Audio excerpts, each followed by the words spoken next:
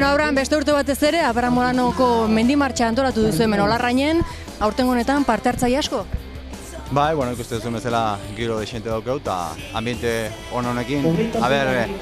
Zenbat azkenean inskribatu dauden, 100 piko gaude, beraz, bueno, multzo politia horako martxa bat egiteko.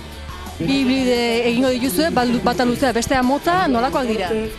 Bueno, txikia iazko berdin-berdina da, iazko luzea egin genuena, 23 kilometro dauzke, eta besteak izango ditu 28 bat kilometro, gehi Tolosan ematen dugun itzuli azkenean, bat 20 piku kilometroa eta beste 30 pikukoa izango da rekorrida. Da, biak lehenengo zatia berdina dira, albiztur arte, eta gero albizturren erabekiko dugu, bueno, zenek egin motxagoa eta zenek luzegoa. Ja, 11 aurrea, denboran gaitikan, handikan beranduko pasatzen dena laburra beharko du, eta beste nahi dutenak aukeran daukete, o luzea edo motxegin.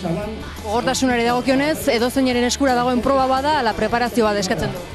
Hombre, horrelako hemenko rekorridoak diren bezala, horrelako mendik ditugua hemen aukeran, nahiko prestatuta etorri bada, bueno, zatiren seguraski naiz da prestatuta etorri, oinez egin beharko dute, baina zati laburrak izango dira oinez egin beharrekoak eta beste guztia bizikletan egiteko politiak izango dira. Usten dugu beste behin gizonezkoa direla nagusi hemen.